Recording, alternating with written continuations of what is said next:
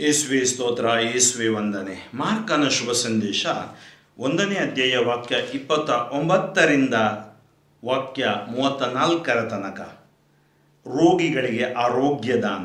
ಯೇಸು ಸ್ವಾಮಿ ಪ್ರಾರ್ಥನಾ ಮಂದಿರದಿಂದ ಹೊರಟು ಯಾಕೋಬ ಮತ್ತು ಯೋವಾನನ ಸಂಗಡ ಸಿಮೋನ ಹಾಗೂ ಅಂದ್ರೇಯನ ಮನೆಗೆ ಹೋದರು. ಸಿಮೋನನ ಅತ್ತೆ ಜ್ವರದಿಂದ ಮಲಗಿದ್ದರು. ಇದನ್ನು ಯೇಸುವಿಗೆ ತಿಳಿಸಿದರು. ಯೇಸು ಆಕೆಯ ಬಳಿಗೆ ಹೋಗಿ ಕೈ ಹಿಡಿದು ಎಬ್ಬಿಸಿದರು. ಜ್ವರ ಬಿಟ್ಟು ಹೋಯಿತು.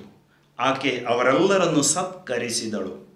ಸಂಜೆ ಸೂರ್ಯ ಮುಳುಗಿದ ಮೇಲೆ ಜನರು ರೋಗಿಗಳನ್ನು, ದೆವ್ವ ಹಿಡಿದವರನ್ನು ಯೇಸುವಿನ ಬಳಿಗೆ ಕರೆತಂದರು.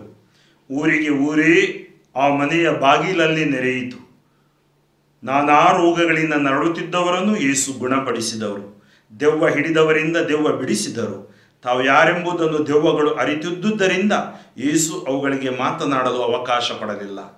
ಸ್ತುತಿಗಳ ಮಧ್ಯೆ ವಾಸಿಸುವ ತಂದೆಯಾದ ದೇವರೇ, ಇಂದು ಜ್ವರ, ಶೀತ, ಕೆಮ್ಮು ಇವುಗಳಿಂದ ನರಳುತ್ತಿರುವವರಿಗಾಗಿ ನಾನು ಪ್ರಾರ್ಥಿಸುತ್ತೇನೆ.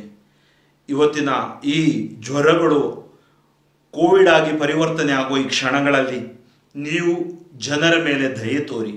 ಈ ಸುವಾರ್ತೆ ಹೇಗೆ ಪೇತ್ರನ ಅತ್ತೆಯ ಕೈ ಮುಟ್ಟಿದಾಗ ಜ್ವರ ಬಿಟ್ಟು ಹೋಯಿತು, ಇದೋ ಈ ವಾಕ್ಯದ ಆಧಾರದ ಮೇಲೆ ನಿನ್ನ ನಾಮದ ಸ್ಪರ್ಶ ಯೇಸುವೆ ಪ್ರತಿಯೊಬ್ಬರಲ್ಲೂ ಉಂಟಾಗಲಿ. ನಿನ್ನ ಹತ್ತಿರ ಬಂದ ರೋಗ ರುಜಿನದವರನ್ನು ನೀವು ಗುಣಪಡಿಸಿದ ಹಾಗೆ, ದೆವ್ವಗಳನ್ನು ಬಿಡಿಸಿದ ಹಾಗೆ, ಕೋವಿಡ್-19 ಮತ್ತು ಇನ್ನಿತರ ರೋಗಗಳು ಯೇಸು ನಾಮದಲ್ಲಿ ಬಿಟ್ಟು ಸುಟ್ಟು ಬೂದಿಯಾಗಲಿ. ಪ್ರತಿಯೊಂದು ಕುಟುಂಬಗಳು ಪವಿತ್ರಾತ್ಮ ಭರಿತವಾಗಲಿ.